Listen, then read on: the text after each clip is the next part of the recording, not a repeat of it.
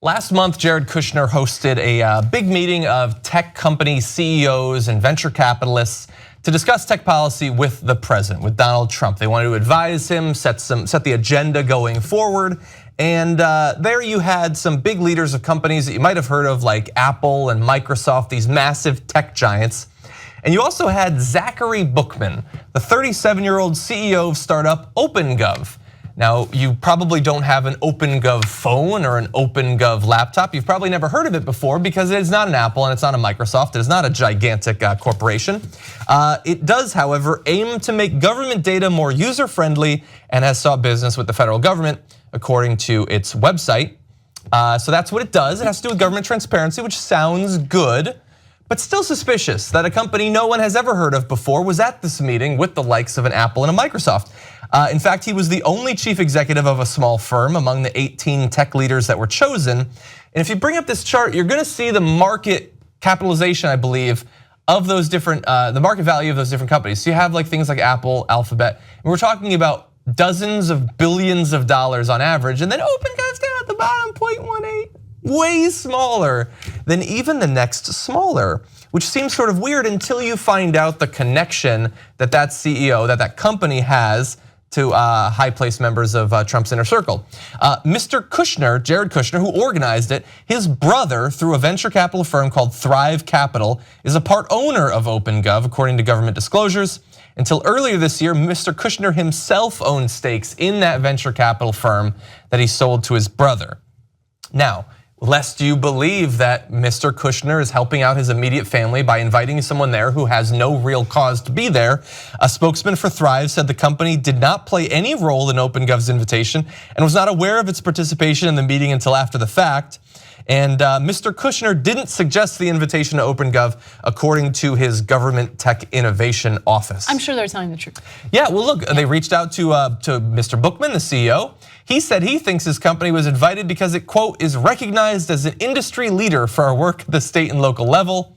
Although a law professor who deals with conflict of interest law and things like that says this seems like a textbook example of cronyism in action.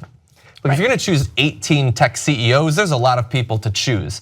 It seems odd that you had to have someone connected with your brother, even though his company is just a fraction of the size and influence of the others. And by the way, this is a federal policy focused group, and OpenGov works at the local and state level. It hasn't had any federal contracts. So even more reason that it should be suspicious that he was there. Right, well, I'm sure it wants federal contracts. That is true. And so this is yet another symptom of a larger issue that we noticed with this administration, and some Americans have just decided that it's not a big deal, that you have members of the administration that have clear conflicts of interest. And the reason why conflicts of interest are a problem is because it goes against everything that Trump's voters said that they wanted, right? Like they're tired of the elites. They're tired of being the forgotten ones, being the people who aren't represented.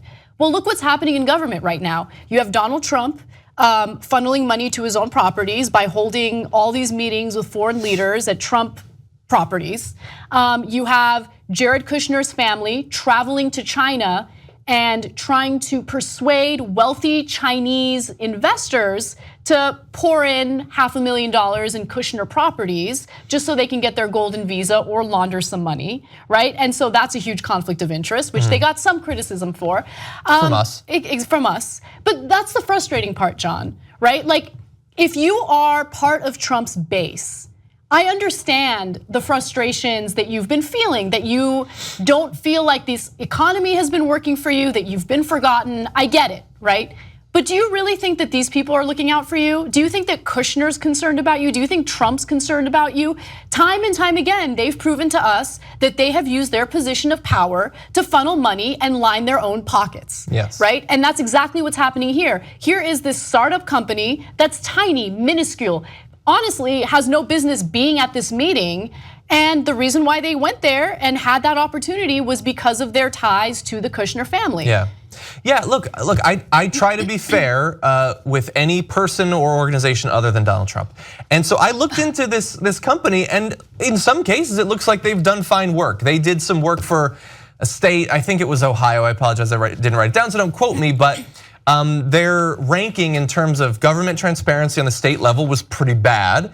They implemented this new software and they shot up the list there. And so that's a good thing. And so I'm not saying that theoretically this company couldn't have some value, but does anyone actually believe that they were there based on merit and not because it could enrich the immediate family of Trump's advisors? Does anyone seriously believe that? I mean, I'm sure someone will buy into that argument, but I just want to be clear about something. Steve Ducey. If this was a startup company that had absolutely no financial ties to the Kushner family or members of Trump's administration, and they were invited to take part in this meeting, I would have no problem with it whatsoever. Yeah. The size of the company is not an issue for me. I think that it's important to hear from, various tech companies, regardless of how big or small they are. But my issue is that the only reason why this company was there was because of the financial ties to the Kushner family. Yeah. And so again, it shows you another example of a huge conflict of interest. And we're gonna see this time and time again. And so if you were an American who was frustrated at elected officials and an administration that left you behind or ignored or neglected your problems,